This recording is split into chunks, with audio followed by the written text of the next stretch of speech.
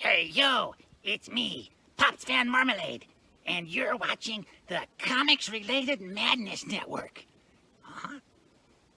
So come get some.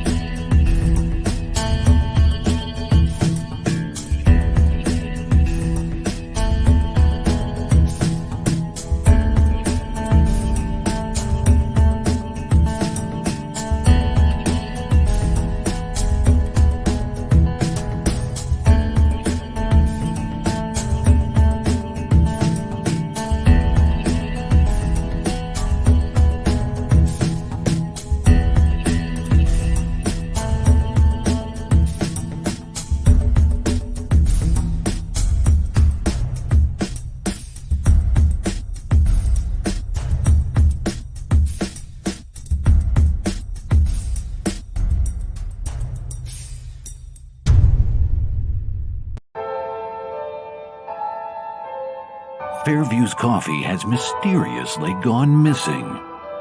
Mayhem ensues when strange, coffee-craving zombies plague the city.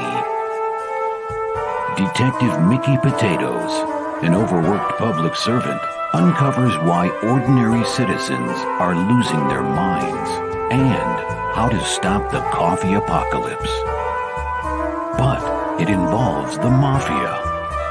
And when you're dealing with mafia crime families, nothing is ever easy. The mafia controls everything in the city, including the police, including him. If he breaks the mafia, they will break him. So, the city is without coffee. The city is burning before his very eyes, but he's powerless. Detective Potatoes has the power to stop the coffee apocalypse, but if he does, he could lose everything.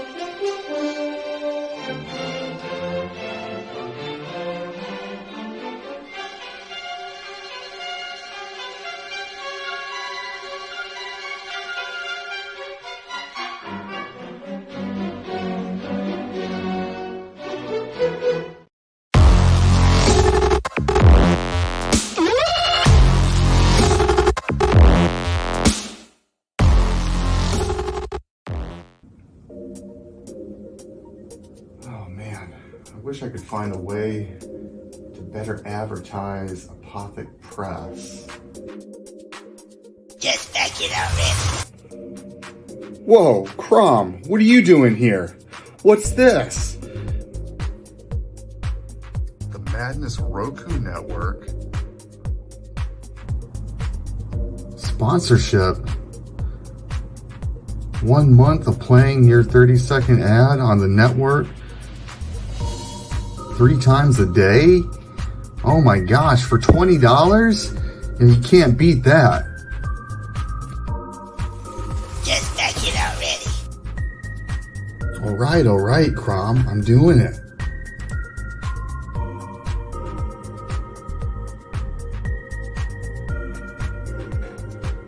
Awesome.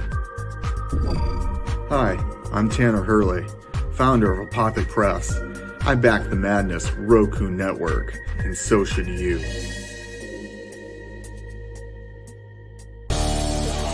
The Madness Comic Network and Comic-Related Madness proudly presents Monday Madness, featuring Pops and the Richness, and indie creators from around the world. Tune in to our content on Comic Talk with Pops Van Zandt on YouTube.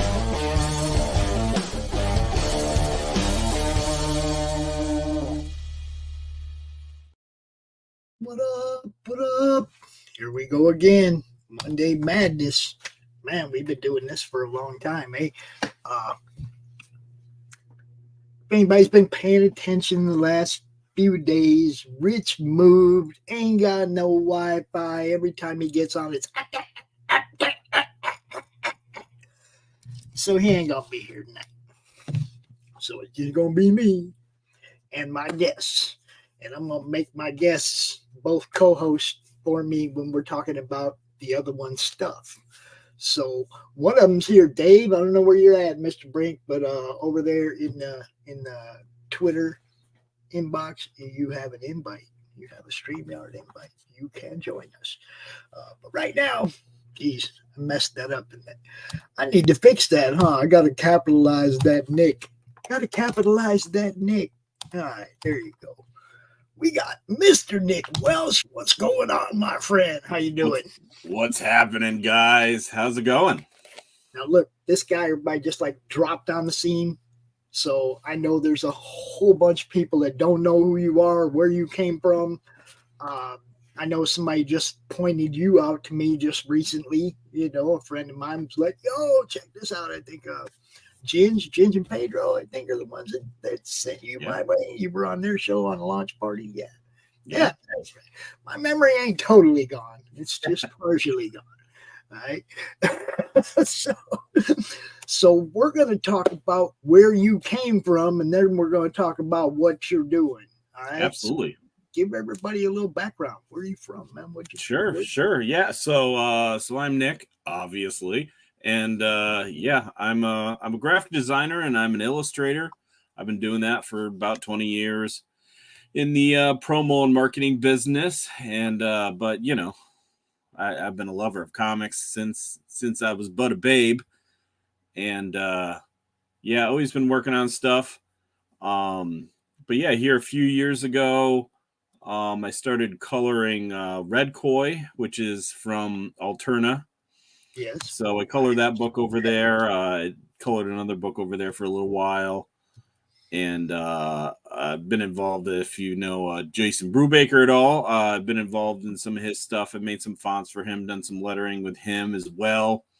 So, just a few things here and there, doing color work. I've done some color work for a couple of things on Rob Geronimo's stuff from Blood Realm from Alterna. I colored that. He had that cool map. I colored that for him. That's some of that stuff over there. Yeah. So, some of it. Matter of fact, it's like on top of a box right over there on my reading stack. Yeah. Right there. Yeah. So I've been floating around for a little while now. Obviously a little bit more under the radar. I'm not flashy and on top of the scene, but I've been around contributing to stuff for quite a few years now. I feel like it's 4 or 5, 6 years now since I've been getting involved. Then so I've been working on my own project behind the scenes. Been working on a comic called Samurex, which is about a cyborg bounty hunter in a futuristic galaxy as he attempts to avenge the death of his mentor while also trying to figure out how to carry on the legacy of the bounty hunting clan that he's become a part of. So yeah, just that character searching for more about his origins and encountering a lot of adversaries along the way, lots of battling robots and in aliens and cool stuff like that. So I actually I do the whole book myself. I wrote it, created it, I draw and color it, I'm lettering it, and it's about 95% done actually at this point. The aim is to be done with it completely once the campaign wraps up at the end of the month, so that we can go straight to print. So I bounced around for I mean, you know, obviously I've been messing around with comics since I was a kid, and always let other things get in my way and never really finished anything. And when I got going on this, it took me a little while to really just decide what I wanted it to be, you know, like what kind of book do you want to draw and write, and so many influences out there from so many different things. So finally that took me a little while to kind of get there, and now we're getting dialed in real good now, and I'm really excited about what it is and what it can be. Lots of stories swirling in my brain. So, and once you get started, it's like it's hard to turn it off, isn't it? It's like before you even have your whole like straight centered timeline down, you're already got side stories and what you're gonna do with this guy when it's over. And I know that's the way my mind works. Whenever I get involved in anything, it's like whoever I'm working with, they're getting messages from me at 2:00 in the morning, you know, because I'll get an idea and it's not going to go away. Mm-hmm. You know, yeah. I'm not going to sleep. I'm going to lay there awake until I tell somebody that it's important to, you know.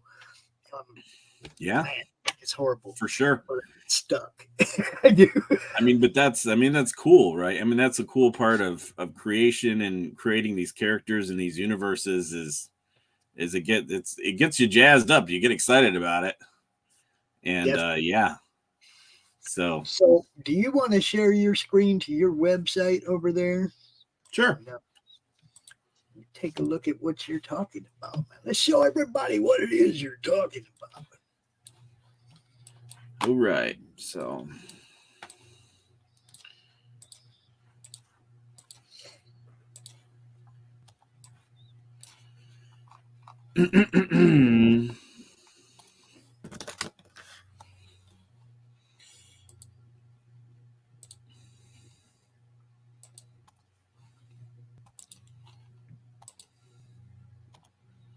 right.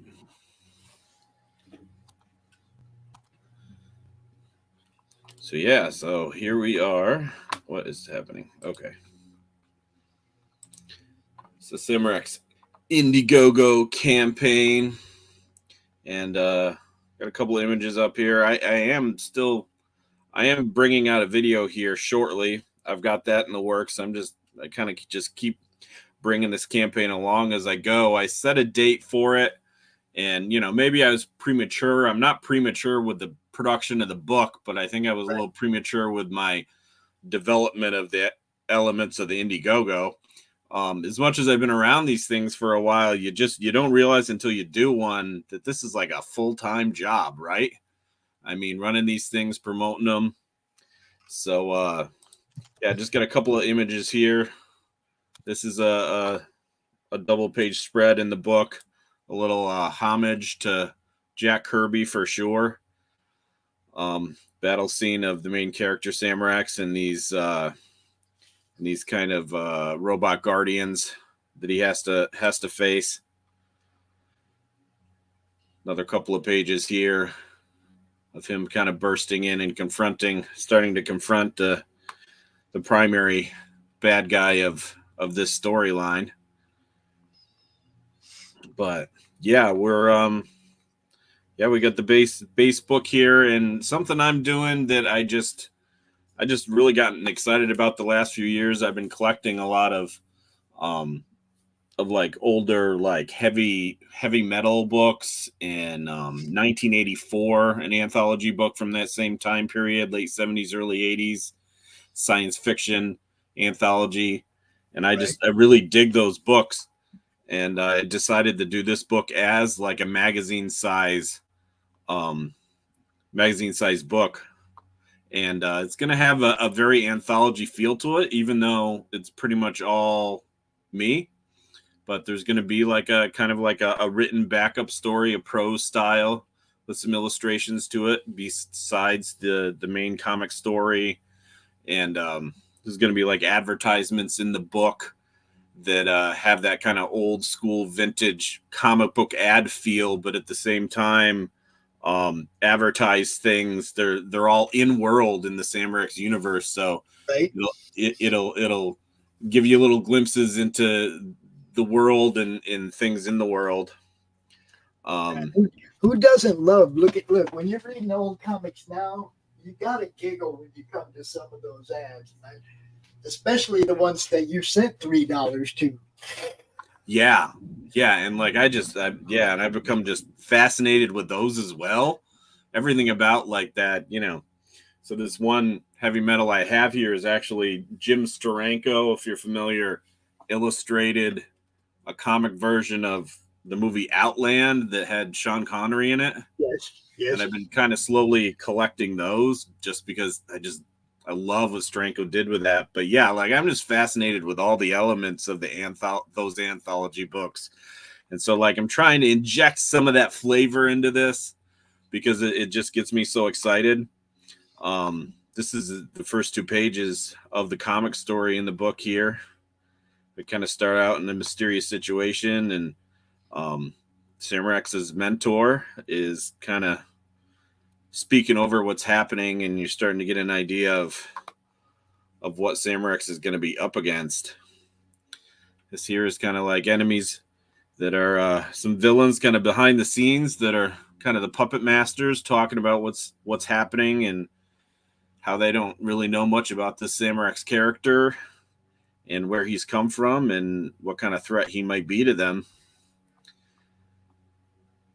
And then this is just him kind of confronting that main bad guy who's was really a hero.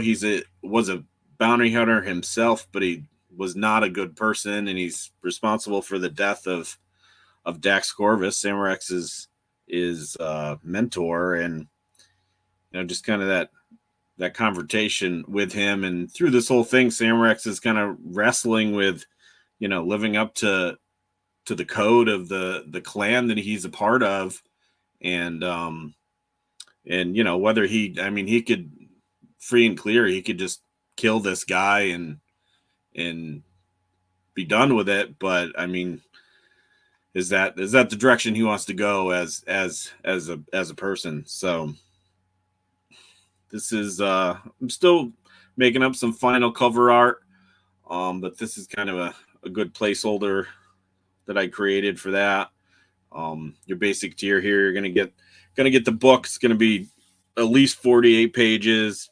Like I say, magazine size. You'll get a sticker and a trading card with it. This trading card here was illustrated by Tyler Wentland, the artist and creator and writer of Red Koi, a buddy of mine.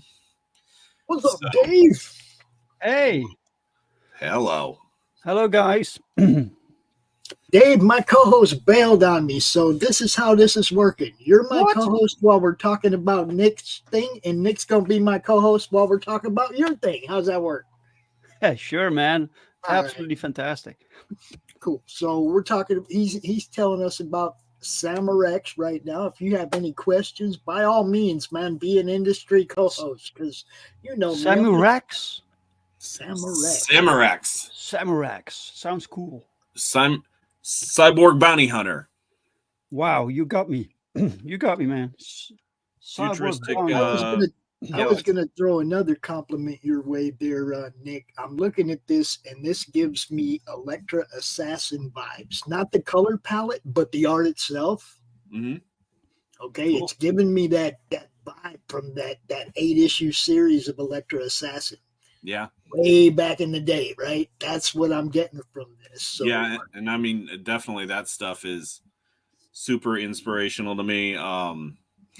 Frank Miller's Ronin book, graphic novel, obviously, however many issues that was originally, like, inspired by that a ton. So then also, like, once you go up to a second level tier, you're going to get these trading card packs, and still revealing the art on a lot of them, but going to have 2 stickers and 4 different cards in it. We got slowly revealing those cards right now. Right now, a lot of have had. So as I mentioned, this one here was done by Tyler Wentland, who draws Red Koi and created Red Koi over to Alterna. Then this card here, another Samurai card that was done by Ben Soto, if you're familiar with him. We know Ben, yeah. Yeah, he did some black and white art that was just, it was killer, and I was so excited to put the colors on that. And then this one here, too, this was done by Frankie Washington, and he knocked that out of the park, too, with these, the Skelter heads, which we saw up above, the skeleton kind of guardians that are working for and protecting and were created by our primary bad guy. I'm also going to be making up these, another tier is I'm going to be making up the 10 of these metal trading cards. And on one side, you'll have a lasered image of Samurex with the logo and stuff. And then on the flip side, there will be 10 individual images. And I'll sign and number them by hand. And it'll be like under the laminate of the sticker that's on that side.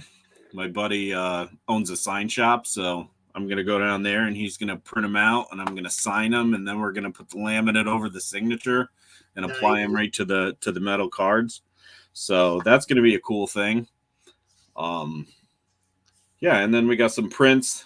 This one's still a mystery right now, but I'm going to be revealing that here in the next couple of days. I'm almost done with that. That will be a Samurex one.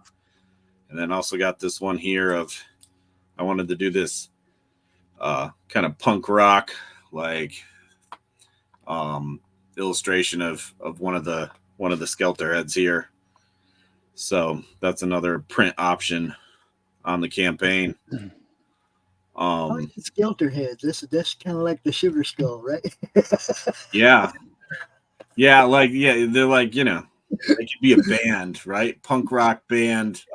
It's a cool name. Skeleton robots. Nice. So nice. I just think they're a lot of fun to draw and stuff. So just go ahead and name them. Call them Skelebots. Yeah. Just call them Skelebots from now on. Don't call them skeleton robots. Claim a name for them and label them Skelebot. Yeah. Yep. So yeah, and they were here getting messed up by our main hero. Oh yeah. So sure. So we're doing pretty well. We hit the initial goal, so everything's a go. It's gonna happen. Like I say, I'm about 90% done with the book itself, so aiming to have that done at the end of this month when the campaign closes, and hopefully we should, if everything goes according to plan, we should be packing them up and shipping them, and US backers for sure will have them before the end of the year.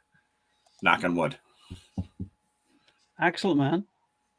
So what's the story behind the color choices? These are interesting color choices you have throughout the book, right? So so it was mentioning before, I'm the colorist on Red Koi at Alterna. But yeah, like I don't know, I just really like these bright neon lit colors, obviously very cyberpunk inspired, even though I wouldn't say this is a cyberpunk book necessarily. But yeah, like I just like the bright light, and I like the grunge and the effects and stuff. And I like having this color theme that carries through the whole book. Is I guess what it is. I didn't know I loved purple so much until I started coloring comics. Yeah. And then all of a sudden I discovered I just wanted to color everything, some kind of various shade of purple, from magenta to blue to I don't know, but I don't know. I just like it. I like the bright colors. I like the neon Right. Yes. overlit stuff. Cool. Well, it does give the comic a distinct look, so that's nice. Yeah, and that's a thing that I just gravitate to as well. Like I just really enjoy Edwin. Hello. Cool, man. Get back on the show too. What's up, baby?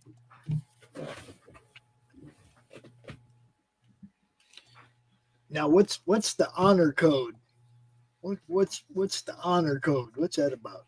So the honor code refers to the main character Samarax is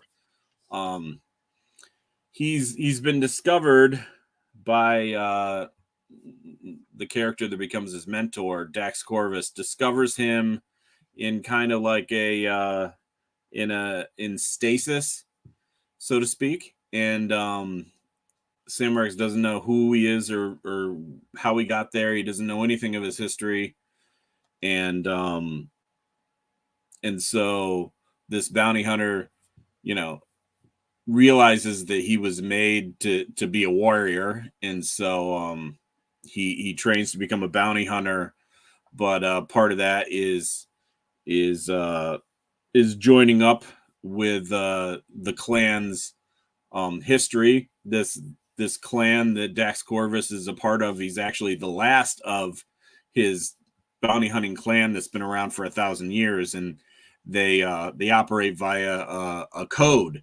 They consider themselves to be upstanding and be heroes and fight for what's right and defend the weak. So for Samarax to join with him and train and become a bounty hunter, he has to agree to follow that code. But then, like I mentioned before, as he goes throughout the story, as the story opens, his mentor has been killed by the bad guy. And so he's wrestling with the fact that he's supposed to operate via this code, when really what he wants to do is, in based on the bounty hunting rules, he could totally kill this character, this bad guy, and bring him to justice. But that doesn't really subscribe to the code that he's been trained in. So that becomes a big theme throughout the book. He's got inner war that he's fighting as well. Exactly. Yes, sir. So, by the way, the links that you put up, they go to your to your own website, right? Yeah, that's but not directly to the campaign. So I did not have the link to the campaign. All I had was the link to his website. Right. Here, I'll give you the campaign link. Yeah, drop it. Yeah, I need to put. Yeah, the link on my website is from the main page, and I should have a link on that Samarax page too. But I guess I haven't got that up there yet. Samarax. I'm looking for it right now. I found it.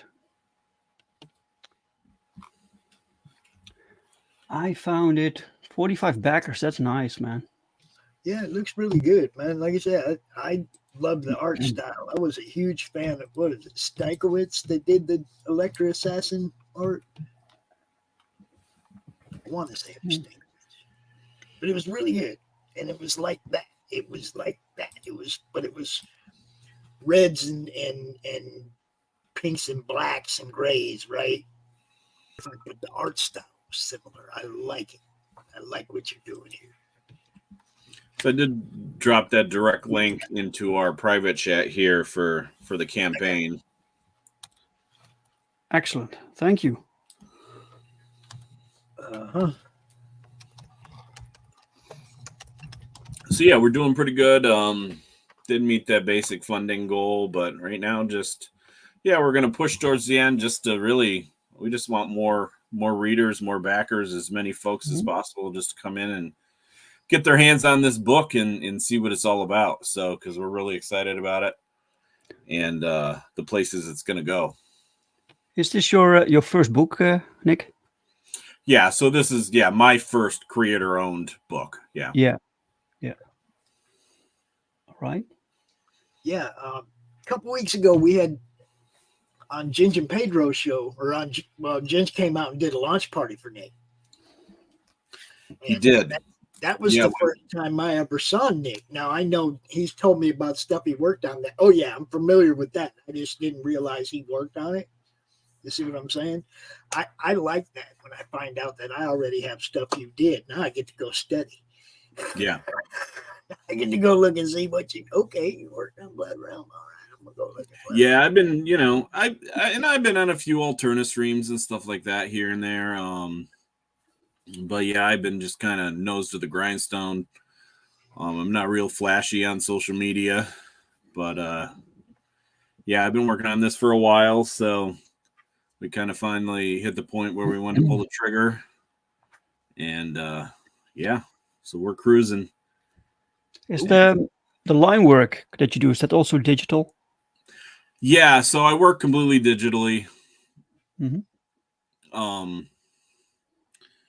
But yeah, I've been really, that was something really the inking in, how I wanted that to look, and kind of that's something I'm evolving into figuring out what my style is. So. Well, I think you're off to a good start for this being your book and you doing everything.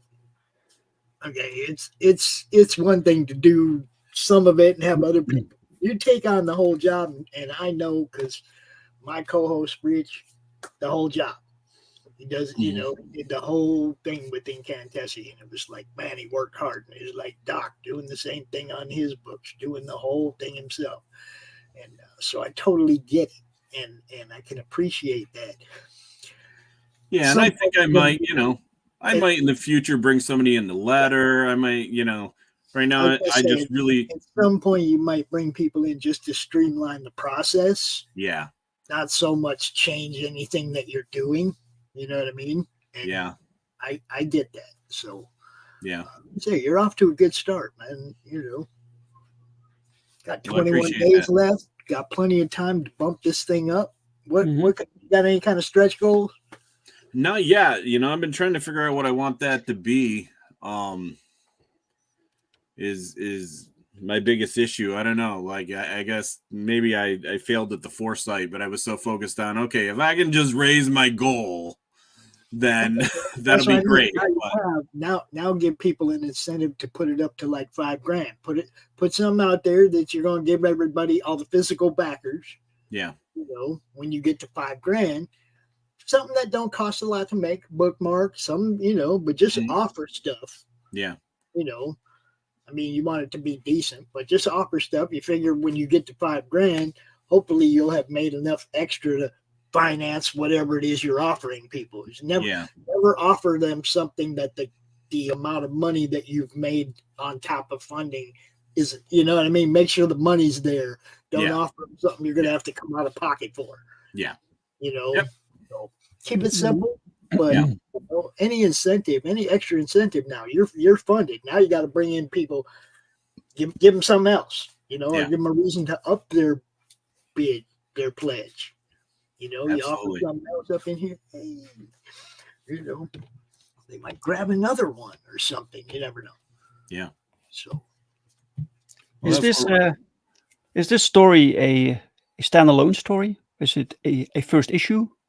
So it's the first issue, but it's definitely a contained story with a beginning, middle, and end. It's not a cliffhanger of any kind.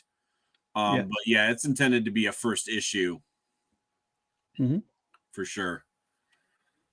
Great. Introduction to the world of Samurex, pretty much, right? Yes. Yeah, this is, it's kind of a little, it's a taster, find out kind of see the character, see what he's all about. But I see it's magazine size. It says here, so this means it's not the conventional comic book format, right? that is true. Yes, so it's going to be like a heavy metal size book. Okay. So, Why was that? Why did you make that choice to make it bigger? so I've been really into that format book and stuff. I've been collecting a lot of older like heavy metal in 1984. If you're familiar with that, it's an anthology book from late 70s, early 80s. And with this, I was saying one thing I'm going to do with it too is it'll have the main comic story, but it's going to have additional content that makes it kind of feel like one of those anthology books. Yeah. I'm actually doing some advertisements that'll be in it, but the advertisements they're going to have that vintage flair from old comic book ads, but they'll be the things inside the ads will be in universe, so it'll be about things in the same universe. That is cool. So we're super excited about that. I have another story. I've got a prose story that I wrote. There's a couple thousand words that I'm going to put in there. It's going to have some illustrations with it. So it's going to have some of those different elements that anthology type books have in it, even though everything in it will be contained in universe. It won't actually be, external ads for anything. It's cool though. That's what I mean. It's just like I was saying earlier. I go back and I read old comics and I see all them old ads and they just make me giggle. The sand kicked in the face, the X-ray glasses, the little army men that turned out to be actually flat. They weren't even 3-dimensional. They were 2-dimensional army men, and the tank was smaller than the guy that was laying on the ground with the rifle, and it was like, yeah, you knew you got burnt, right? You got burnt as soon as the box got there. You were like, oh man, this ain't what they said it was gonna be. Yep. Yeah, Brings I love back the learning. Hey, those were the lessons learned, though. Yep. Right? When you ordered something out of a comic book, that was a consumer lesson learned for your future. I think that's why they put all them stupid things in there. So Stam's teaching you young, don't spend your money on dumb shit. Man, if I could go back in time and spend all my money on that stuff, I would right now. Just oh shit. That's the cracks best. me up. But I mean, they had everything in there. There was some really funny ads in some of those old books. So, but yeah, man, look, this is awesome. I want you to hang out while we interrogate Dave about his book too. I will for sure. I might have to chat a little later, but I'm hanging out because I want to check out Dave's stuff even more than I have already. So, yes, interrogate. That's what we do here. We put the light on you, and nah. I'm liking this, Nick. I'm liking this book. I'm liking the colors. I like the art style. Thank you. I think that the theme it has a thematic like aesthetic that's appealing. Yeah, I really like it a lot. I liked it when I first saw it when they launched it. I was like, man, it's good. And there's only 21 more days, and then it ends. You won't? Will you extend maybe? I don't know if I'll fully extend the campaign. I mean, I'll probably open up the store afterwards, but I definitely want to get the book out to print as soon as I can after that, just so we can get it back and like I say, try and fulfill before the end of the year. Yeah. So I mean, that's a big that's a big push for me. Like I want to get this out into the real world, into people's hands. Yeah. And have one under my belt. Sure. Well, the cool thing is you can keep it in demand while you fulfill, right? Yeah. So people can we'll definitely do that. Yeah. Yeah. Make sure you print up a few extra. Oh yeah. And then when you go in demand, you can offer like some signed books. Something different. After you go in demand, I think you can still add stuff to your campaign, right? And some signed books, add a little this, a little that, whatever, make a store out of it once it's in demand. Yeah. Hey, Nick, look, this looks good. Best of luck. Hope, like you say, come up with a stretch goal, man. Entice people to get it to $5,000. Not too many people get their first book to $5,000. So, yeah, let's give people a reason to get behind this, man. All right. Well, I appreciate it. I appreciate all your appreciate you having me on here and talking about it, and I appreciate your advice. It's very welcome. So, yeah, man. And also, I don't know, a lot of people are disillusioned with it, but it takes about 5 minutes to set up a retail tier where you cut a retailer a break to get like 10 copies. Mm-hmm. Costs like 5 minutes to put it up there. You never know. Yeah. We have some store owners that look at our stuff. Okay. Mm-hmm. We have a store owner that's part of our Friday D&D game. We have people that run stores that pay attention to what we're doing. I try to encourage people to do it. Now, it doesn't always, sometimes you don't get nothing, but hey, if you get one, you sold 10 books, right? Yeah. Yeah. So, I mean, it doesn't hurt to try. It doesn't hurt to put it up there and make sure that those retailers know that it's available. Yeah. One of the things we encourage them to do is to send a PDF to retailers. They'll look at it. They'll know if their people are going to buy it or not. Mm-hmm. They'll know if they got customers that be interested, and if they do, they get back to you. If there's a profit margin that works. Yeah, that's the main thing for them. They got to be able to sell them and make some money. I mean, absolutely, yeah. But yeah, it's something I always encourage people to do. I think it's time to flip the script now, though. I think it's time to flip the script. Dave, do you want to share your campaign, please? You want me to share it? Sure, I can share it. Of course. Anyway, you can go through it at the speed you're talking about it. I'm not just jumping all over the place. Right. All right. Let me first log out here because then log out. Yes, that looks better. All right. Share. Dave Brink from Genuine Comics, Mr. Perfect 10, dude. Issue 4, bro. On Indiegogo. So this is the Indiegogo page, guys. Perfect 10 issue 4. We're at issue 4.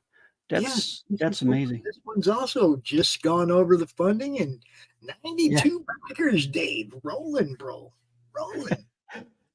Come and then you have to think about that when I did issue 1 with Paul Rodriguez, one of my favorite artists, and I was so excited that we did this project together. So I basically wrote issue 1 in such fashion that we could basically leave it there if Paul wanted to move on or if it didn't fund or whatever, right? But it did fund, and Paul loved it. And he wanted to do more. So we're still with the same creative team. So Pau is still here. Daniel, the colorist, he's still on board. And now on issue 4, this is crazy, guys. Absolutely nuts. But yeah. It's awesome. Whoa, kids in the house. Okay. It's going to be loud upstairs for a minute, but we'll get through it. Perfect 10. I can remember number 1. Okay, I remember seeing when the first one came out, and been following this for a while now. How's it feel, man? To still, have the support of the fans, still be rolling along. How's it feel? Yeah. Up until issue 3, there was this increase in sales, right? So people came back, more people came on board, and issue 3 funded in the first day. Right. This one was more difficult to fund. I'm not sure why. I think I'm doing something different. I haven't figured things out just yet, but we did fund, so I'm very excited. Everybody's feeling that right now. Yeah, it's crazy times. It's a little bit slower. I mean, like I'm looking at the girls over here in the madness, Laurie and Carissa, who just, snap them out, people grab their books up and stuff, and even they're like, it's a little rough right now, And I mean, I heard. Yeah, it's crazy times. It's crazy times. It's yeah. I mean, the economy is iffy. The first thing that happens when people get worried about money is they quit spending money on their luxury items. On silly things like comics, of course. Yeah, and so it's hard to be part of that when things aren't booming. I mean, but we still push, we still go out here, promote, still try to get people's attention, because there are some people that need comics to get through shitty times. Yeah, man. Okay. Of course. I mean, some of us need that escapism. What's the alternative, right? I can't quit. This is what I want to do. So yeah. Well, please don't quit, because like I said, there's some of us that need this to escape the real crap in the real world, right? And we're doing fine. We're doing fine, man. We're doing perfectly fine. So it's look at this art, man. This is by Pau and by Daniel. This cover A, because I want the original cover or covers to be from the interior artists, right? So on the cover you can see the quality you're going to get, and this is based on a X-Men cover. I don't know which issue, but where you see Wolverine holding Professor X, and that was like the template, and then Pau wanted to do something with that, and it was the result, and it's phenomenal. I just love it. It's amazing, dude. It's amazing.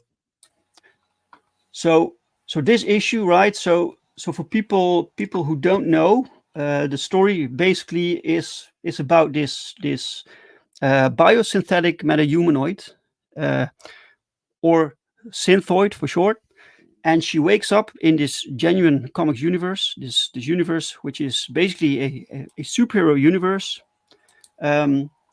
And she doesn't know where she is, what she's done, whatever, and she's being hunted down by superpowered criminals, by superpowered people who want her dead, right? So she finds out that she did things that they didn't like, and they want revenge, and adventures happen.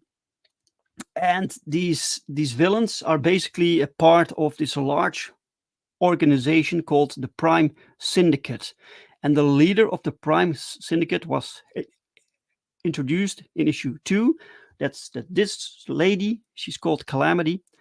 And in issue 4, we finally see her in action. So we can see why she's the leader. She's badass. So she basically attacks the home base of the heroes. It's really cool. And we get to introduce some more characters like these two heroes in the back here.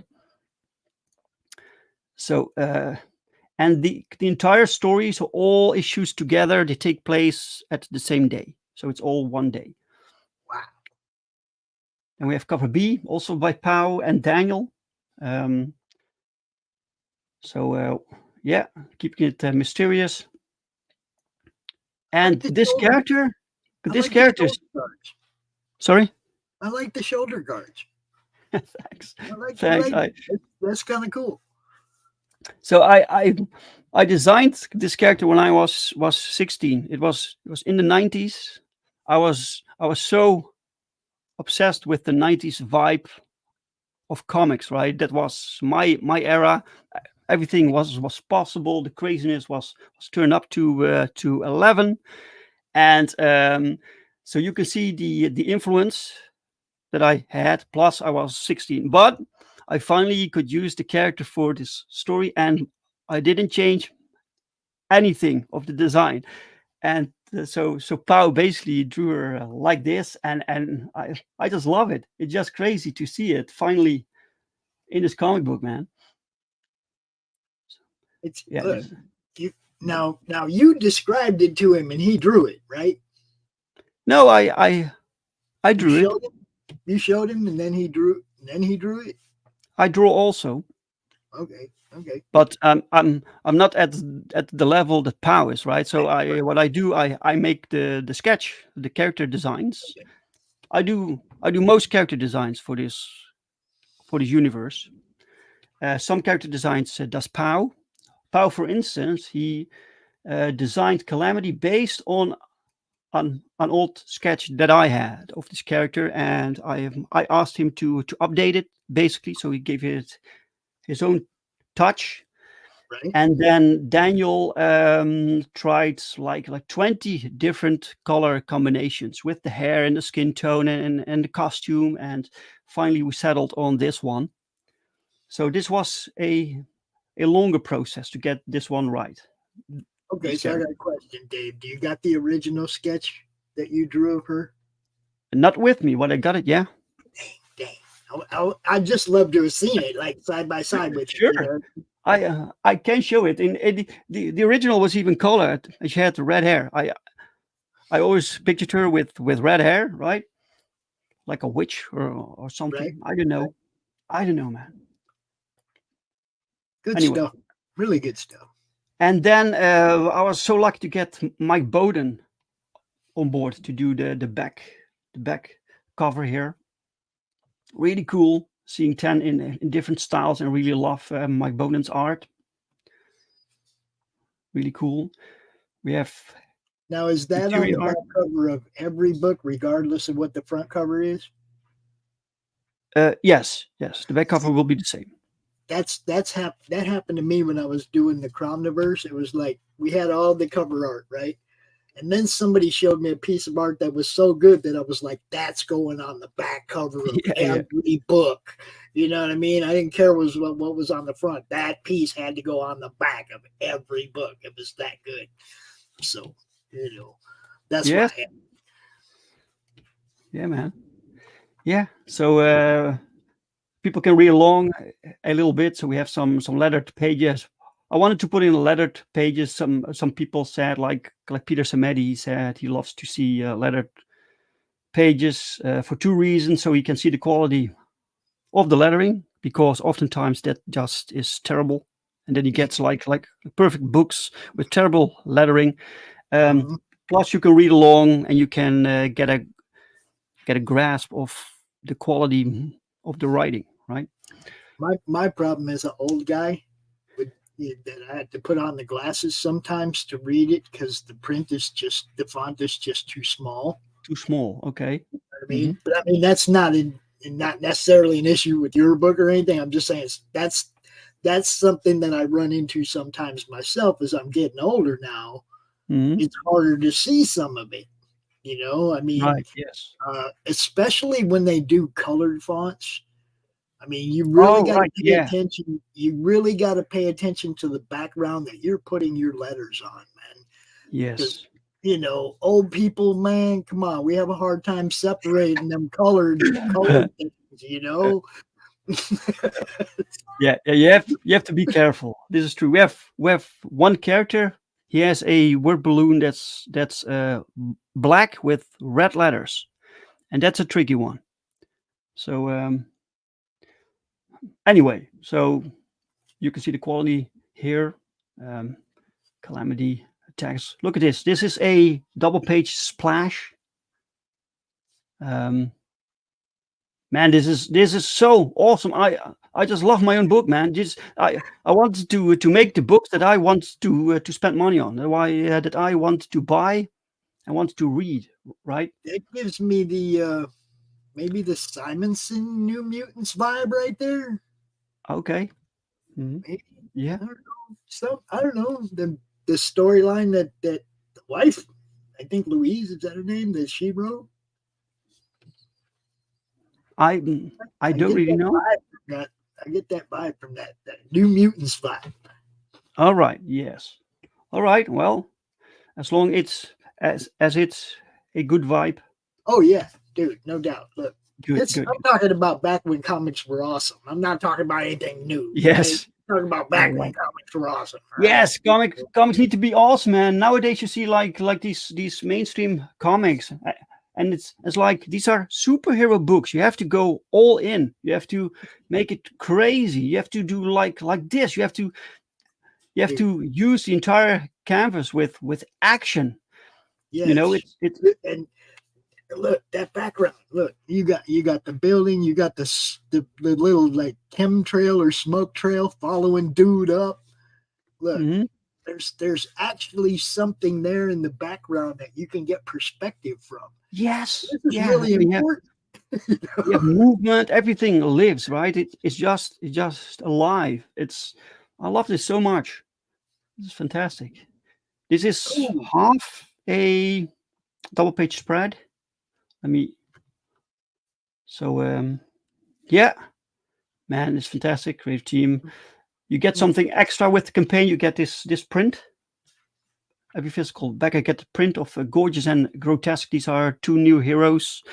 They're not really new to me. I've been developing these for years, and finally, Gorgeous and Grotesque.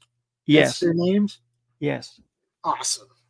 So they have this GG logo here on the chest, right? I love it. That's good stuff, man. That's great, right? So I love these guys also, but I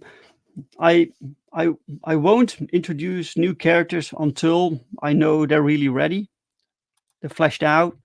Plus, they have to have a function within the story. So don't introduce characters when they don't need to, you know.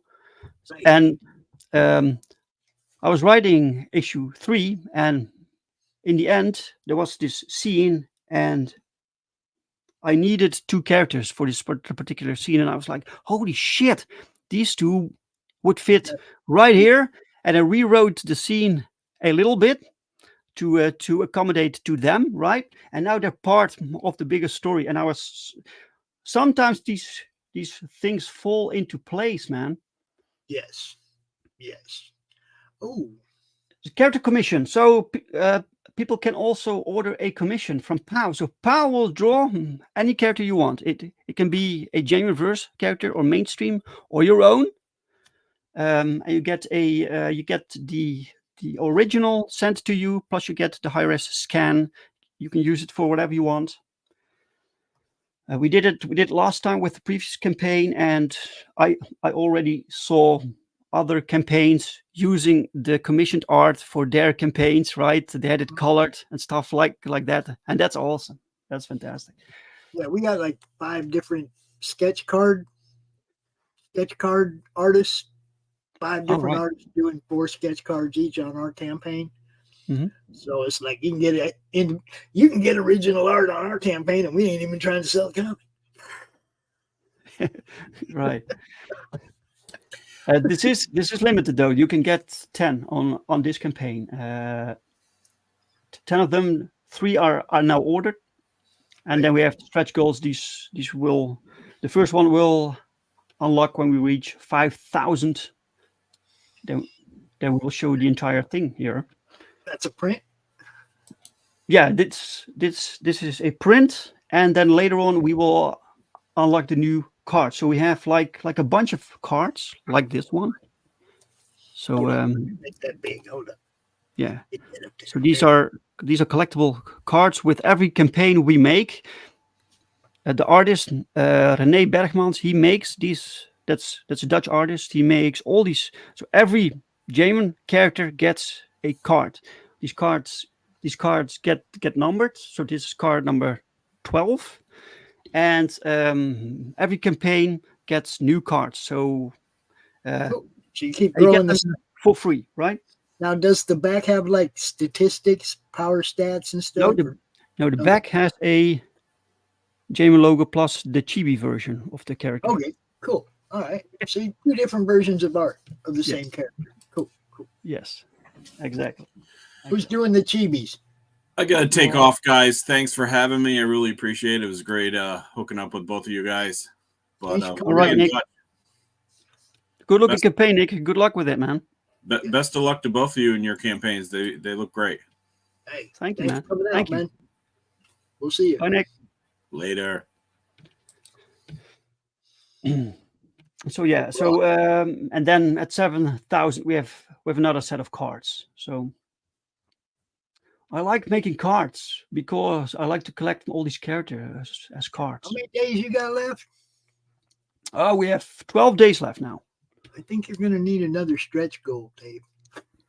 Hey, you and your stretch goals. You know, the thing is, I don't really think stretch goals are really cool, right? I did a poll once on Twitter about this, and most people don't really back for the stretch goals. They can help sometimes, but they basically want the book, and most people tell me that if there are stretch goals, they rather have it add to the book, so like extra pages or something, you know.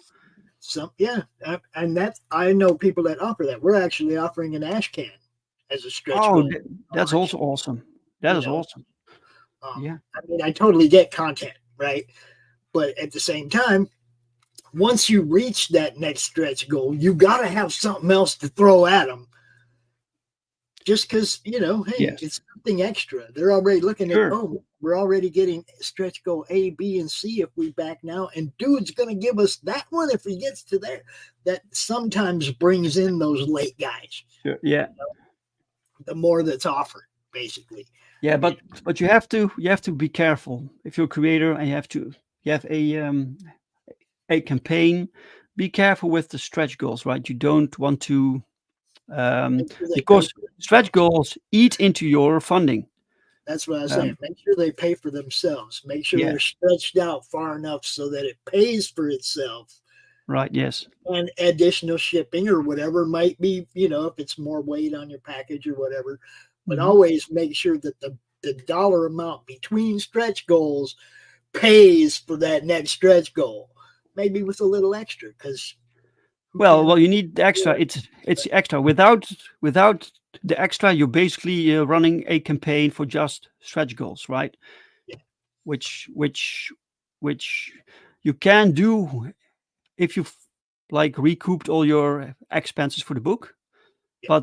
But at these rates, like the last stretch goal here is at 7,000, right? And I need way more to even recoup the book. So it's keep it simple, but like I said, it never hurts to fatten the Sure. Yeah. Well, once we reach 10,000, then I'll be sure to put something extra on it. Sure. Yeah, that I mean, I'd say put the next stretch goal at 10,000. So you got a $3,000 pull in there, and then you don't make it something that costs you $3,000. You make it something that costs you a couple hundred, and you make all that extra money. I mean, exactly. Bookmarks, simple stuff. That's why I never want people to like go way out of pocket on a stretch goal. That doesn't make any sense. Yes. Keep it simple and offer people just a little something new, something extra.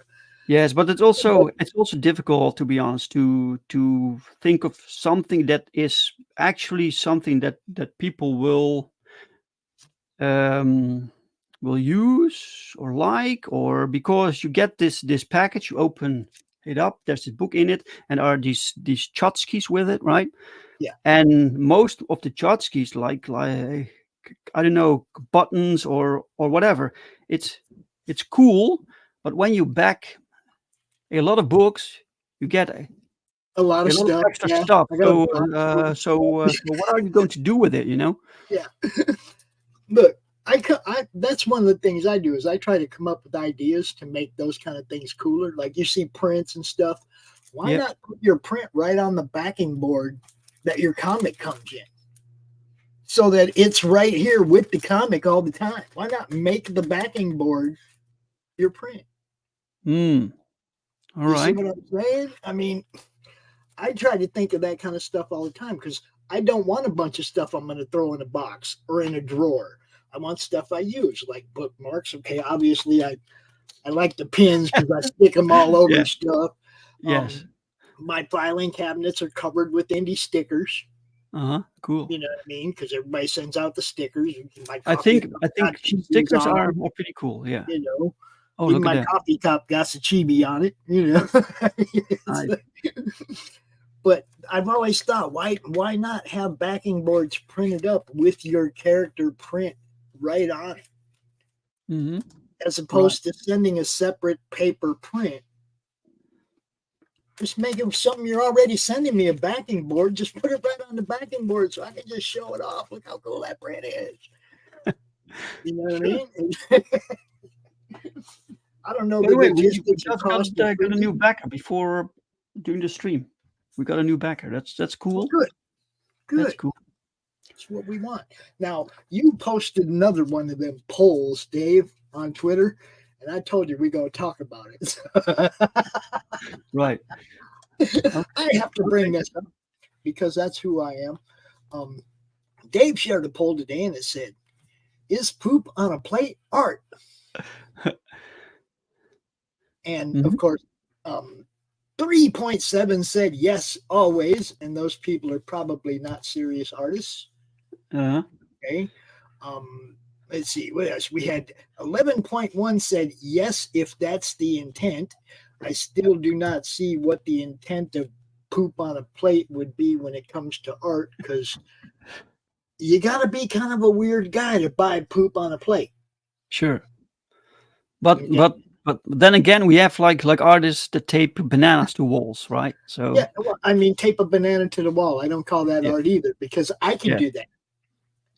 I Mhm. can do dumb shit. That doesn't make me an artist. It's got to Right. be something that's profound, that gives that causes a reaction. And I don't mean a man, what is that? I mean an actual reaction. I like it. Mhm. I don't like it. I think it's, like, this is disgusting. It's not. Yeah. art. Yes. No, but that's what this was prompted by a well, you can't really call it a conversation, like a interaction between me and someone else on Twitter, some rando, and he was like defending AI generated images as I think we art. were all in that conversation. I chapped that dude today. So and basically his stance was that AI generated images is art when people say it is art, right? Because I think it has to have this human element. It has to be made by humans, and he's like, well, it's like it's you punch in these prompts, right? So you tell them what to make, and this is something that you do as the human. So this is human factor, right? And I was like, well, humans can also poop, right? So everyone can put prompts in there. Everyone Can. everyone can poop on a plate. That doesn't make it art. And he said, if that's the intent, it is. So this is why I posted this. Yeah. Okay. So we had 85% of the people that said no, this is ridiculous, and I'm in the 85%. It's ridiculous. Right. Okay.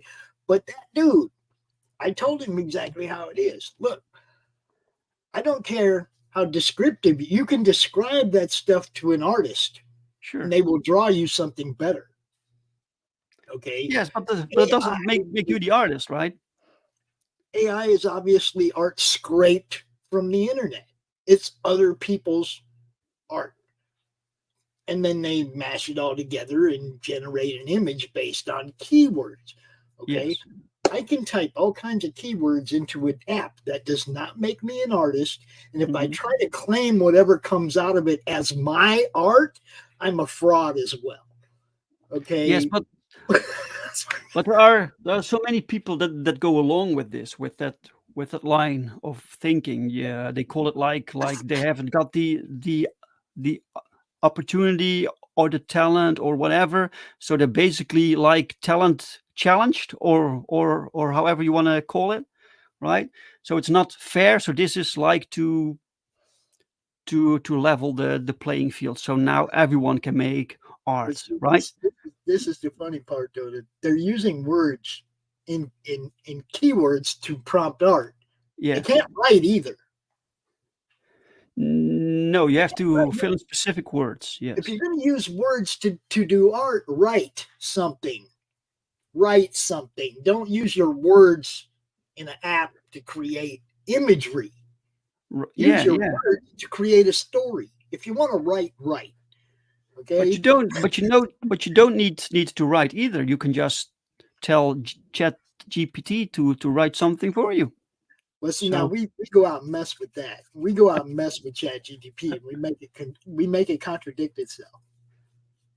We do it all the time because it's just stupid, because it's kind of one-sided entry. They only hire certain people to work on those sites to give, the input that it draws its knowledge from. mhm, right.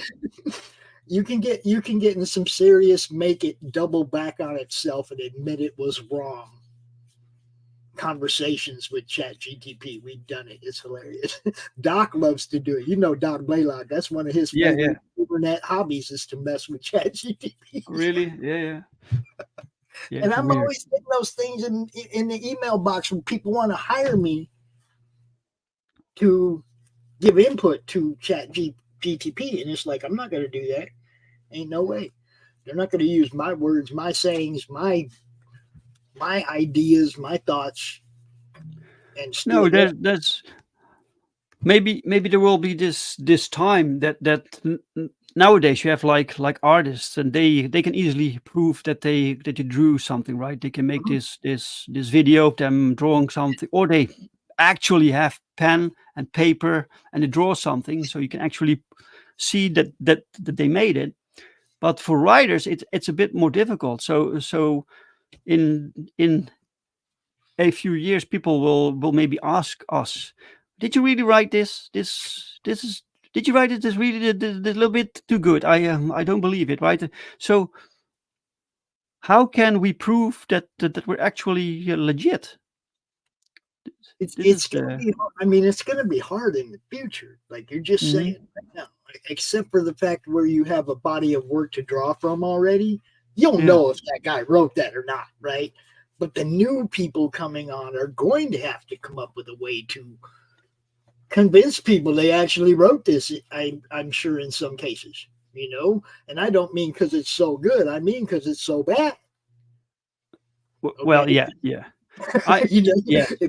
If you come out with a ChatGPT story right now, we're going to tear it apart because it's not going to be good. No, not now. But you will spend more time. I think things will get better. So if you have this in 5 years, maybe it can write the next Lord of the Rings. You never know, right? I still think they come down to how do they give the characters heart. I don't think ChatGPT is going to be able to give the characters the personalities needed to be heroes and villains. Right. I mean, they've already blurred the lines between the two in social media. Okay.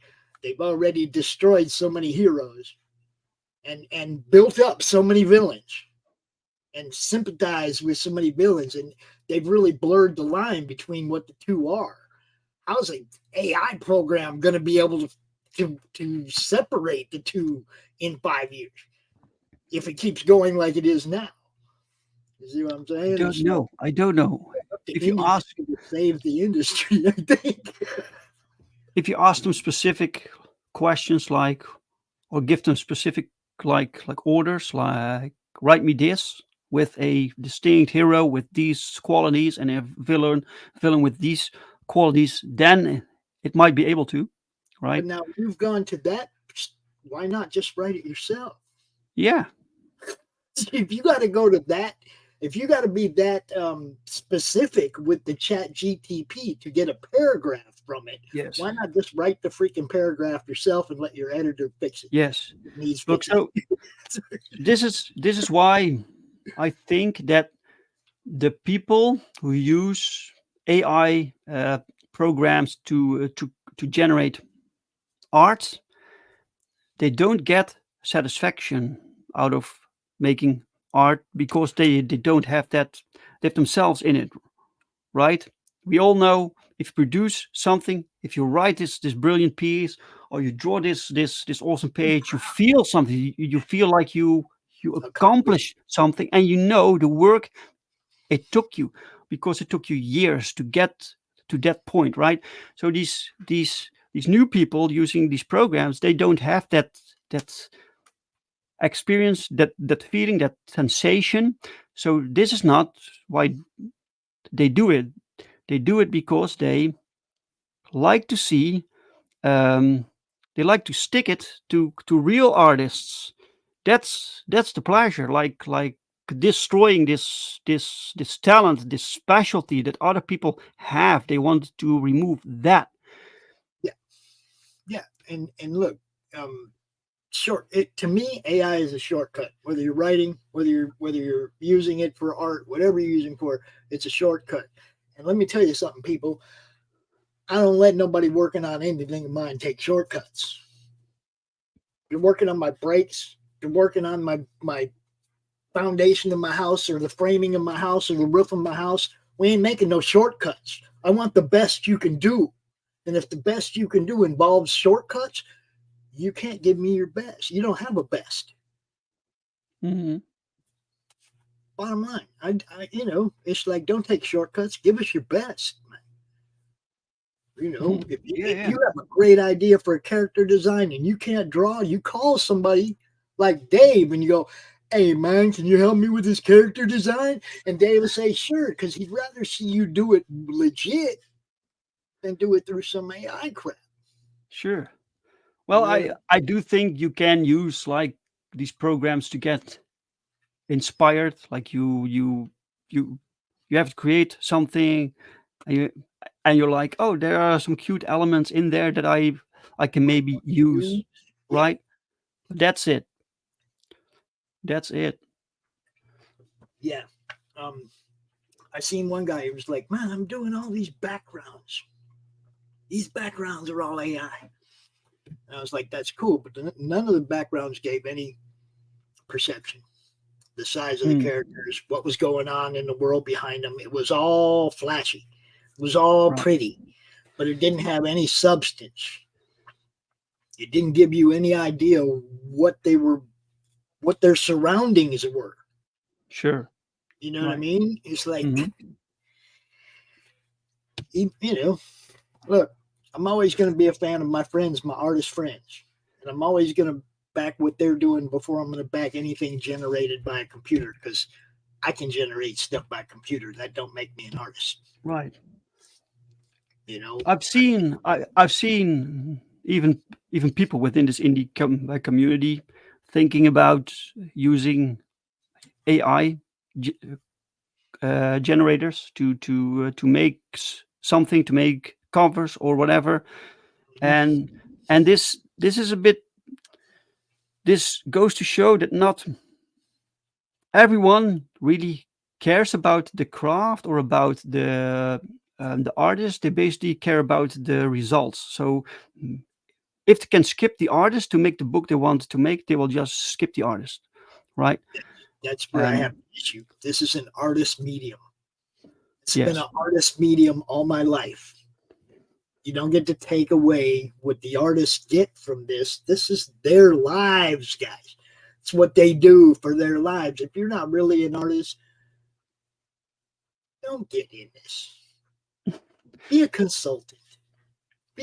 Write a story and talk to one of these artists about drawing it.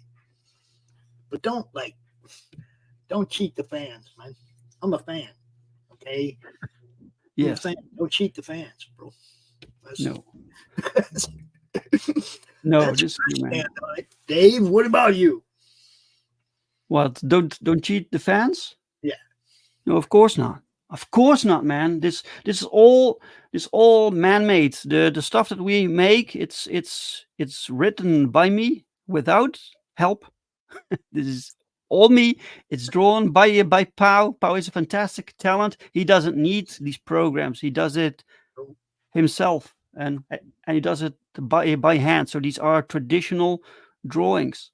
And then Daniel, he is legit, man. He is a fantastic colorist. We don't use artificial programs like these programs. And for my own show, I have this weekly show where I interview people, and everyone is welcome. I don't give a shit about your political stuff. I just want to see cool books, right? But I have one rule, like no artificial stories or art or whatever. It has to be real, just real.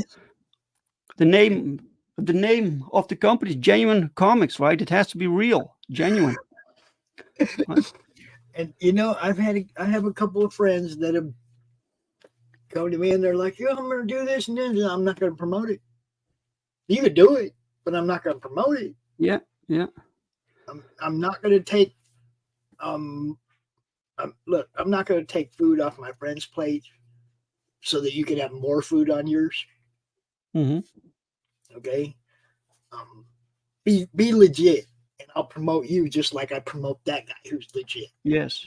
Yeah, there was one person one time who told me that because of this rule that I had, he was like, what if they don't tell you and you can't see the difference? And this is like the mindset of these people, right? They will cheat and they will lie. These people will just do this, Think we won't notice. That's the funny part. Yeah. They think we won't notice. AI writing isn't good enough to convince me that No. it was written by a person yet. AI art isn't good enough to convince me it was drawn by a person yet. So, you pretty much spot it. It will get there someday, man. It will get there Yeah. someday. It'll get there and it'll suck still. Can I show you something else? Can I share something else with you, Pops? Anything you want, man. Stop the screen. Let's share this. There we go. Yes, this. I wanted to share this with you, sir, because we made an extension to our campaign. So this is basically the same campaign, but we extended it to Fund My Comic.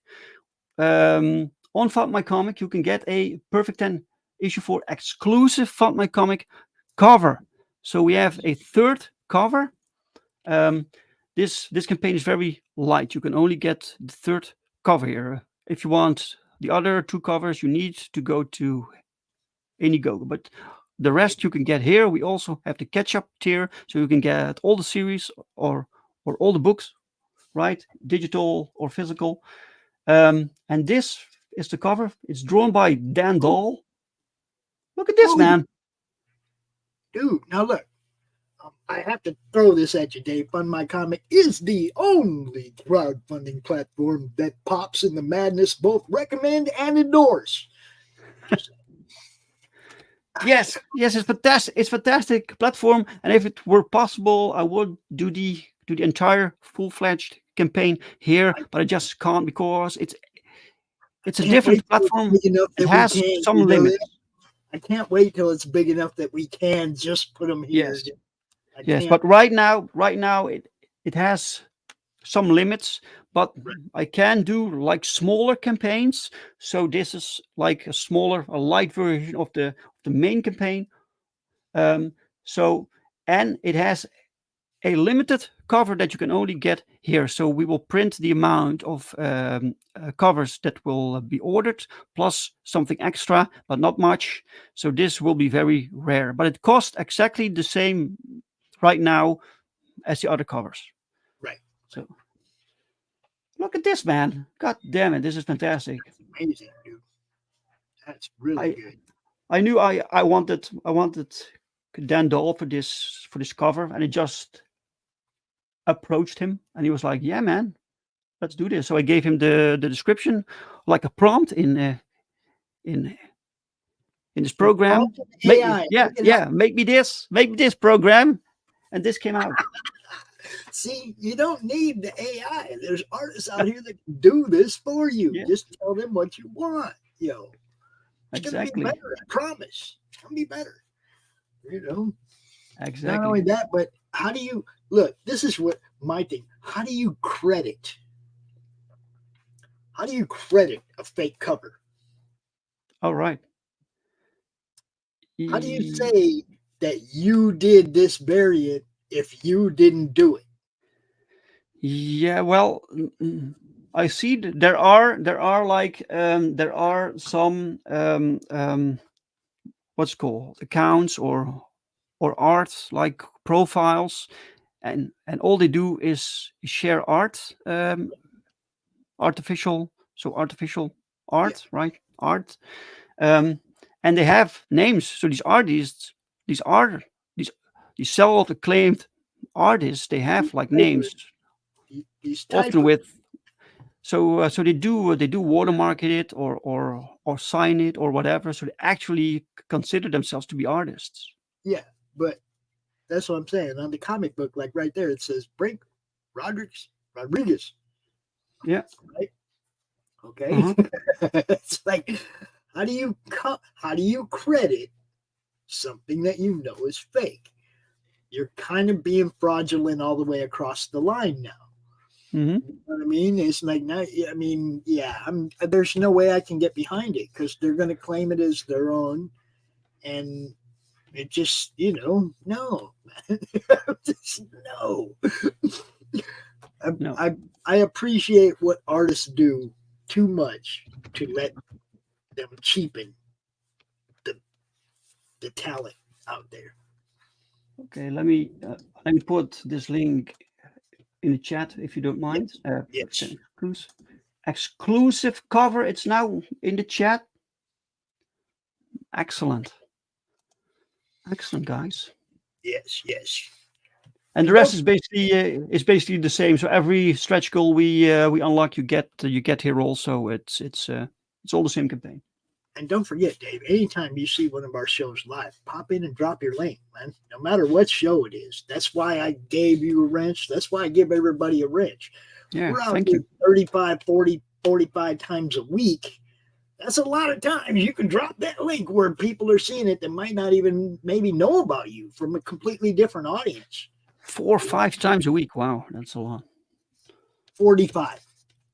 45? What? We got between 40 and 45 live shows, or not live shows, but shows every week. This is why they call it the Madness Comic Network.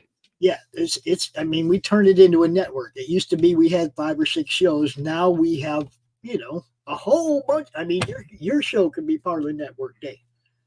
Yeah, that's what this whole Roku campaign is about. Is about bringing more content to what we're doing, and then taking it all to Roku and putting up a view on demand type platform like Netflix, where somebody can binge watch all your stuff from beginning to present. And then obviously going forward, whatever you upload, weekly or whatever, it just goes up on the Roku. We've been building this thing for almost a year now. It was a beta test. The YouTube was a bit of beta test to see if we could get people to provide weekly content consistently that we could show that people will watch. And we've been doing it for about 10 months now. And it's like, yeah, okay, we got, like I said, 35, 40, 45 weekly shows, just depending on, some people are bi-weekly, you know what I mean? So some weeks will have more shows than the next week will have a few less because, it just depends on their schedule, not mine. I don't make people do a weekly show. But this thing right here is directed at 3 different groups of people. Okay, like people like you, who's both a content creator and a comic book creator. Okay, we have 2 different areas that might interest you. You can bring your show to our network. Obviously, there's 4 different tiers for bringing a show to the network. There's also 6 different tiers for sponsorship for the network, where we play like an ad of yours a certain amount of times a day. And we got more than one show every day. Ads are going to get played every day. We're uploading 2,500 videos to the Roku. When this funds, we're uploading 2,500 already. That's not counting all the new shows that have signed up through the campaign. I have 2,500 videos on YouTube already. Wow. Okay, so we got a lot of content that's going to be up there day one. Okay, people going to watch, ads going to get seen. I don't have that many ads compared to the amount of videos people have available to watch. So ads are going to get seen a lot. Okay, that's just the way it is. People's ads are going to get seen a whole lot, and it's really affordable. Like, you run a campaign for a month, you can get a $20 ad on the Roku channel. We're going to play your ad at least 3 times a day on the channel, and $20 for the whole month. And that's a completely untapped audience. There isn't a comic presence on Roku. That's the whole reason. That's why we're going there, is because it's an untapped audience. And we got our foot in the door a little bit. Is this a 24-hour channel? No, there's going to be a view on demand. It's just like Netflix, where they can look for your playlist and watch everything you have up there. Okay, right. So they can binge watch your show. Like you can upload all your previous episodes, and they can binge watch it from beginning to now, right? And then going forward, obviously, whatever you upload every week. Look, if you don't want to upload anything and you just want to start fresh on the first of the year when we launch this thing, $25 and your show's in. $25, your show's in. The only difference is how much. If you want us to upload past content, then Max has to work. So however much content you want him to upload is based on the differences in the tiers. The more work he has to do, the more it's going to cost. But it's still a great deal. Okay, because none of us are going to get to Roku for $100 or $25 or any of that. None of us. It costs $5,000 to put something like this together. Bare bones, because that's all we're asking for, is what it bare bones will cost to do this, right? You have to make $5,000 with this campaign, right? Yes, it's got to be fine. We got to get that. That's the servers for all the content costs about $1,700. We're also providing professional StreamYard to people who don't have it. That's one of the costs. The streamers and analytics is cost. Kickstarter fees, credit card processing fees. I mean, it's all worked into the budget, right? Right. Brittany Lane is here. Welcome, yes, Brittany. That's you know Romo Art, Ron Moscicki. That's his wife. She's his producer, man. She runs his show backstage here on the network. Oh wow, that's excellent. That's excellent. And Hello, dude. She's doing a really good job, man. It's like there's some shows I have to be here for. There's some that I don't have to be here for. And I appreciate that, because this, right now it is kind of an all day thing. We got shows at all different times. We even have sometimes MANTICORE does that reality gaming in the middle of the night out of Australia. When I started doing this, it was like, man, how cool would it be if we could fill 24 hours worth of content? And then I realized I can't do it 24 hours a day. I can't be out here all that. I got to have some time to sleep, right? So going to the view on demand makes it a lot easier. Okay? Right. Yes. People can watch whatever they want. You just send us your upload for the week or your bi-weekly upload or whatever. We put it up on the Roku. There's no schedule you have to meet anymore. None of that. Just make sure if you bought in, make sure you provide content. People will watch it and get some ad revenue. That's the other thing. Demonetization, which we know happens over in that other place right here where we're at, actually, YouTube. I ain't playing none of that stupid game, man. If the DMC or the FCC gets a hold of me and says I got to take that show down because of blah, blah, blah content, then I'll take that show down. But I'm not going to demonetize the rest of your content. I'm not going to take the rest of your content down. I'm not going to penalize you in any other way other than you kind of lost the ad revenue for that one show. Okay, sure. There is not going to be no demonetization. Don't break the law. You'll be fine. Okay. That was one of the things that was bothering me the most. You know how YouTube does it. They shut you down. They'll put a black screen up over your content. They'll do whatever they want, whenever they want, and there's nothing you can do about it. Damn it. We're not building something like that. We're building a Roku network for everything we love. Max Devill, our developer, is the same guy who developed the American Horrors channel for Hart Fisher. Okay. He's built like 6 of these Roku channels already. He's a genius coder. I have no doubt that he can do this because the American Horrors channel has been up for years. I got matter of fact, Hart Fisher's channel got 8 million views in the last 3 years. And that's a 24-hour channel, just back-to-back programming. Not like we're going to do, where we're offering a couple thousand videos on day one, right? That's a scheduled thing where you have to catch the movie you're trying to catch. You know, this will be you log in, you can watch whatever's on the whatever we got. It'll all be there to watch. You know, also we have some stuff that's just like for the fans, man. If you want to help us build this thing, we got stuff that's just for the fans. But see, here's the breakdown. If we have $5,000, that's what all the money is going to be spent on right there. Software for the channel, the setup fees for the ads, everything. It's all budgeted in. Just like I said, Max has built these before. He knows what he's doing. Now, we also have a referral program. If you talk one of your friends and bringing their show to the network through this campaign, I will give you a free 3-month ad on the network anytime next year. 3 months.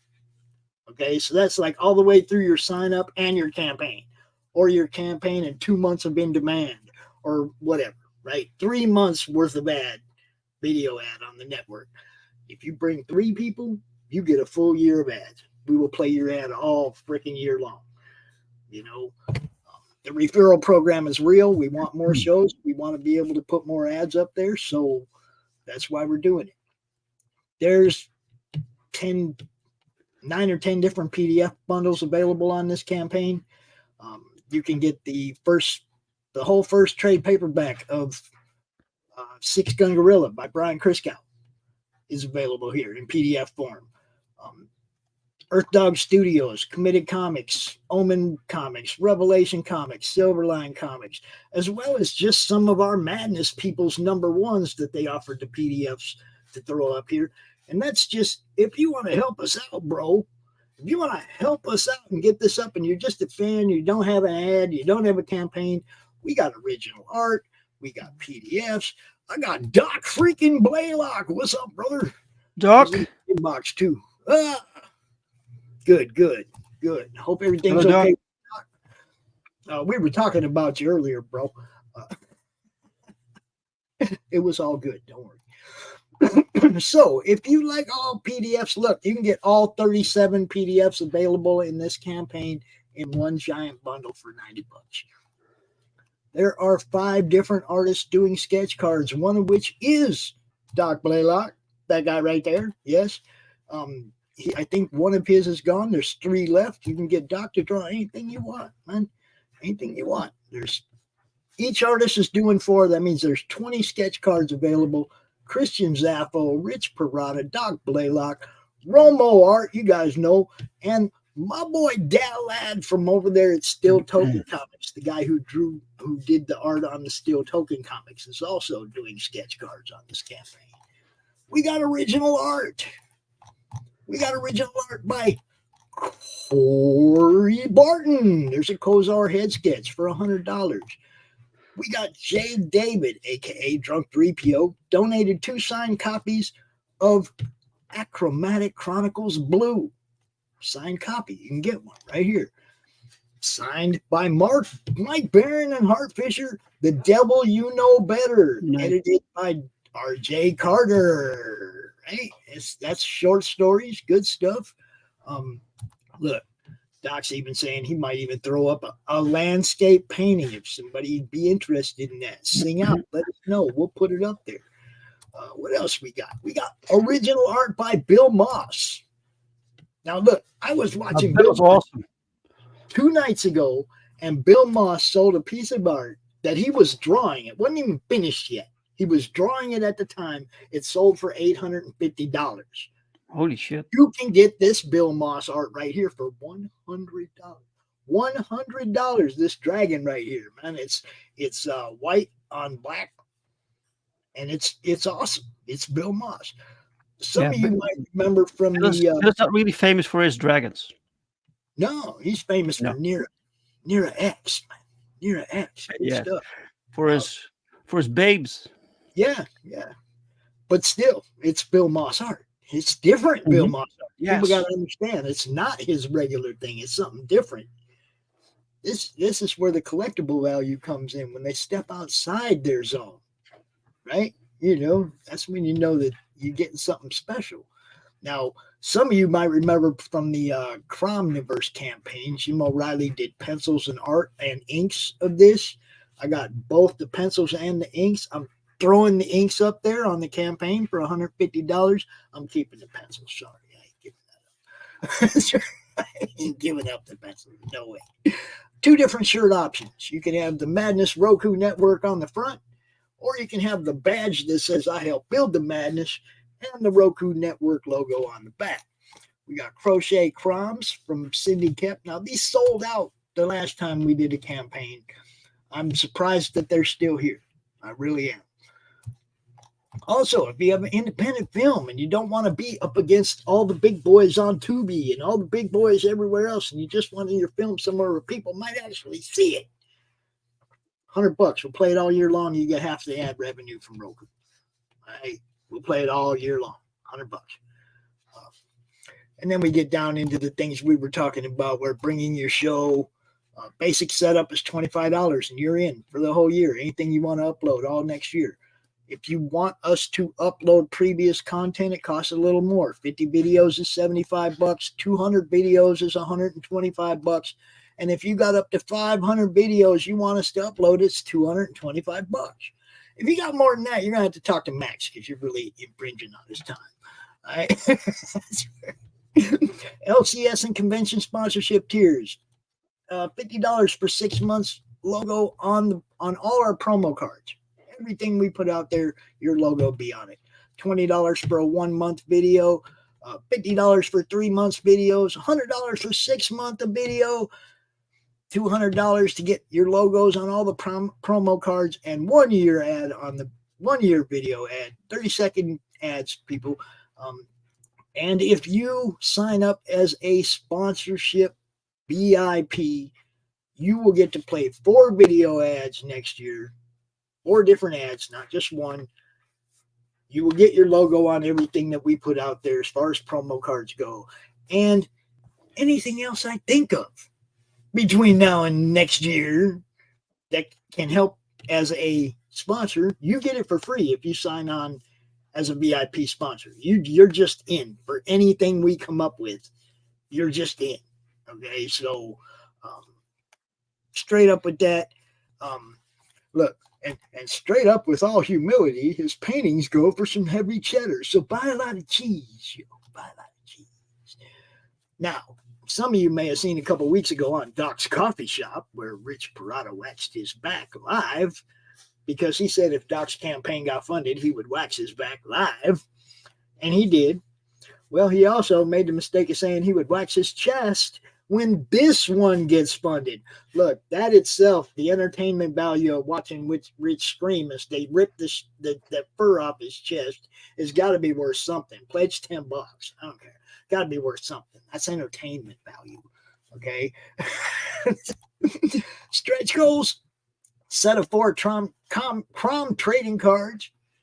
I don't know why we called them Crom trading cards. It's not going to be Crom. It's going to be a choice of the sketch cards. We'll pick the 4. We'll let the fans pick the 4 they want out of the 20 different sketch cards available, and we'll make a set. We'll make an uncut sheet with just those 4 on it. 7,500. We got the Crom Ash Can, story and art by Doc Blalock. And look, that's really the thing that I want to happen more than anything else here. I want to get to that stretch goal where we put out the Ash Can. That would make my day. I would love to have Crom out there actually printed a story with my character actually printed. It'd be awesome. Doc wrote a great story. You guys, it's good. It's just good. You're gonna love it, and it really sets the tone for the character going forward, no matter who's doing the work. You know what I mean? Let's see. Now Doc's got me wanting me to show something as an example. Hold on, gotta download that. Let's see here. And yes, Doc is for real legit, guys. He is an actual artist, an actual fine artist, painter. If you can see what I'm saying, this is Doc's work. Oh, nice. If you're that kind of guy and you like landscape paintings and stuff, and you'd like Doc to put something like this up on the campaign, hit us up and let us know. We'll do it. Are you sure that's not artificially generated?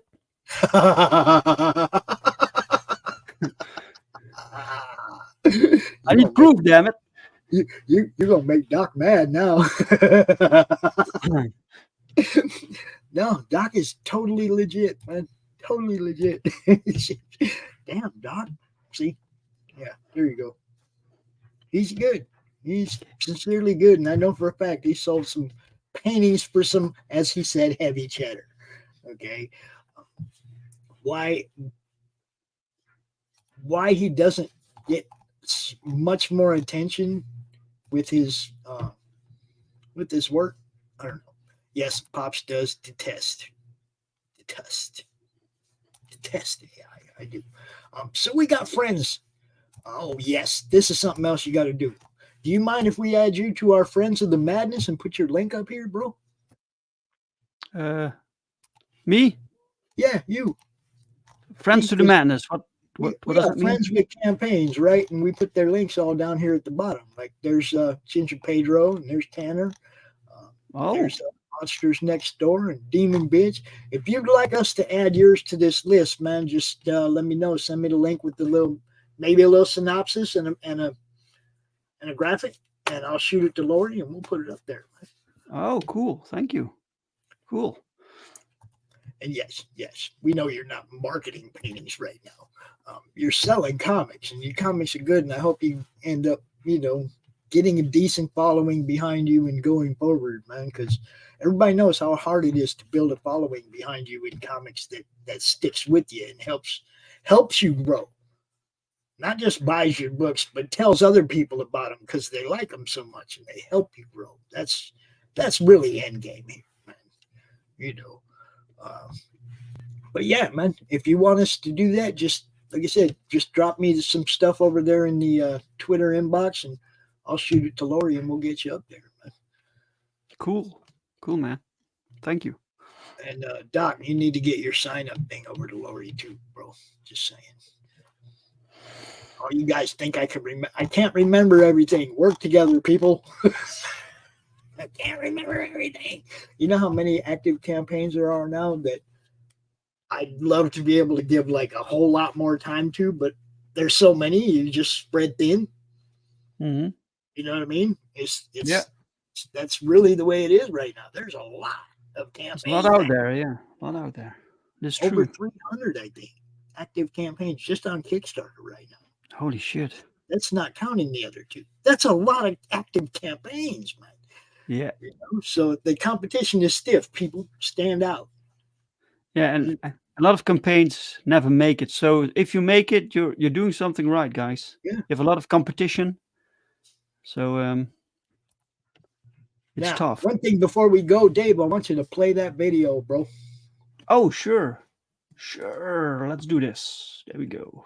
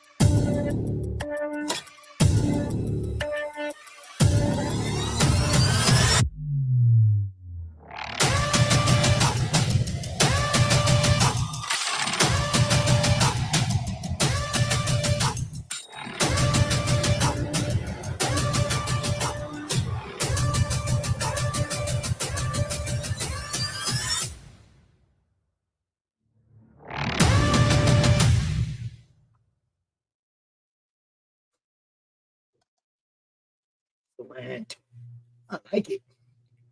I do very much like it. Good stuff, Dave. Thanks, man. Thank you. Thank you so much for having me today, Pops.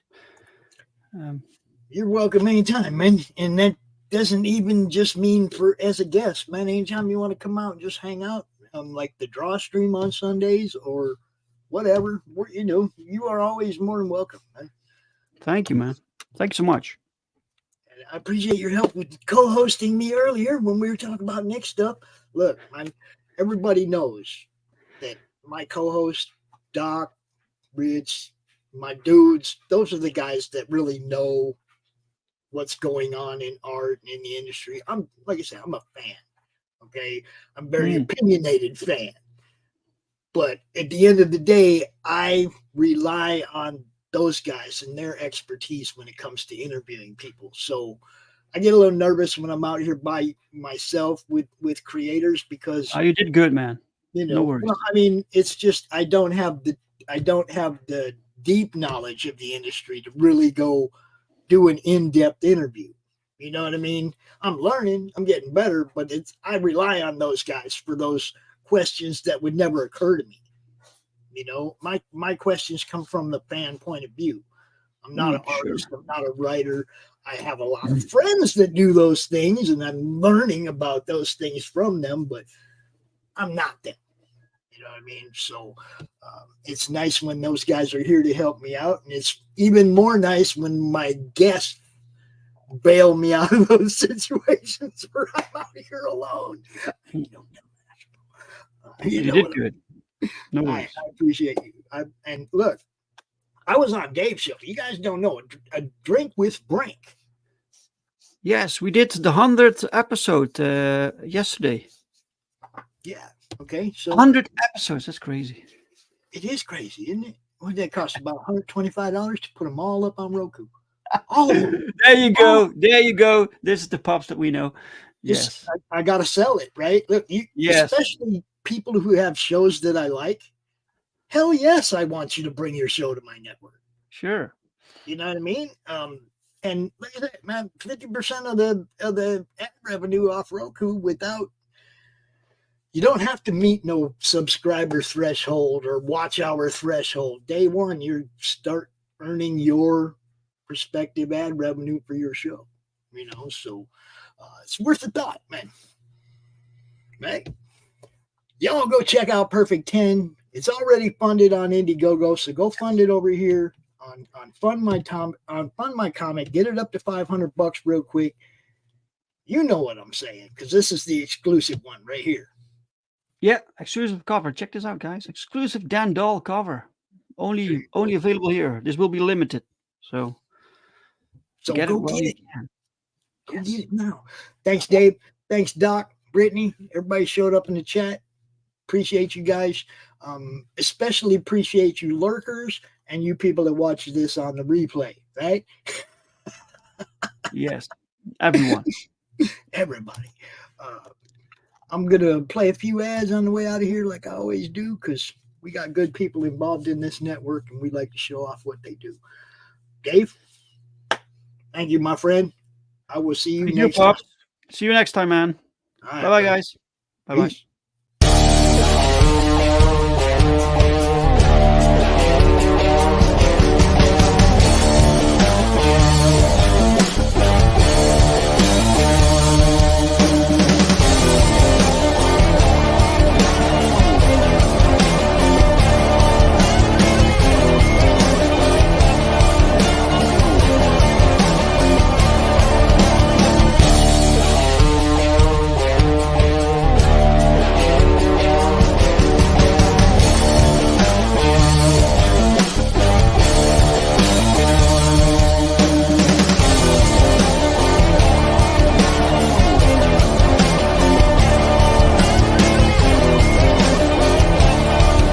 Entertainment Group presents the Madness Comic Network with original programming and additional comic-related content.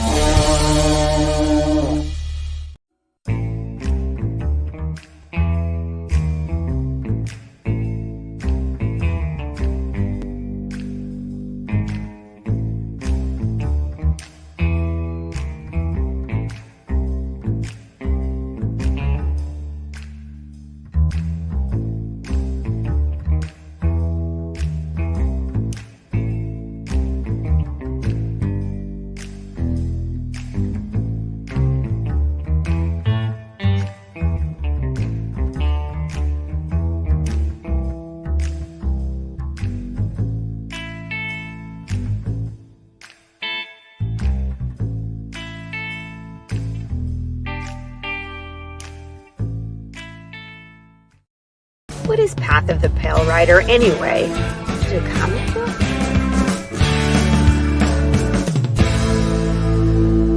No, that's not it.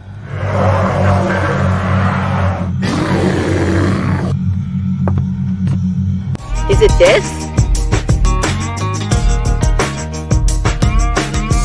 What the heck is Path of the Pale Rider, man? There's no way this is right.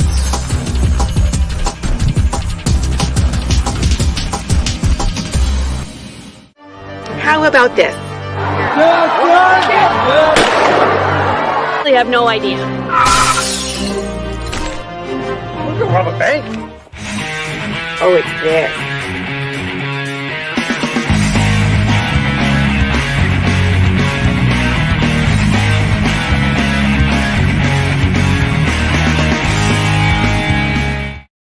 The Civil War was America's bloodiest conflict. Over 500,000 died to preserve national unity. When the war ended, Confederates like Harley Brogdon headed west, shooting game for the Army and gambling. When a card game turns deadly, Harley shoots in self-defense, killing the card sharp who threw down first. Wilfred Knorr, the card sharp's wealthy father, will stop at nothing to see Harley hang. Harley flees to Cobb's Gap, an old silver mining town at the foot of the Rockies. A remarkably peaceful town, especially after dark. But the sheriff harbors a dark secret, and no one dares go into the mines anymore. Cobb's Gap is full of secrets. People speak in hushed tones of something in the mine. Something worse than their cursed sheriff. Something even the Indians fear from the deepest pits of hell. Every secret will be exposed. Bronze Star. Order your copy at bronzestarcomic.com. I told that moron not to take out my Tchaikovsky tape. No matter, let's get started.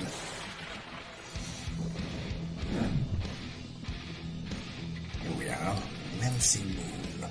The last time we left our heroine, she had just joined my esteemed colleagues at level M. And the soldier who cannot stop talking. A magician with a money issues. A vampire with a checkered past. But there are other teammates she's yet to meet. One in particular might be a little bit shocking for her. I do hope she's not allergic. Back it today, won't you? Like right, yeah. Comic Books for Kids provides comic books to kids in hospitals and cancer centers across the U.S. It's a place where we can all work together to make sure every child has a comic book. 100% of all proceeds go towards the kids. It's about making a difference, and while they're in the hospital, allowing them to fly like a superhero, battle dragons, or rescue teddy bears. We are in every state in the country and now support over 160 hospitals. Every month, we add more. Visit cb4k.org.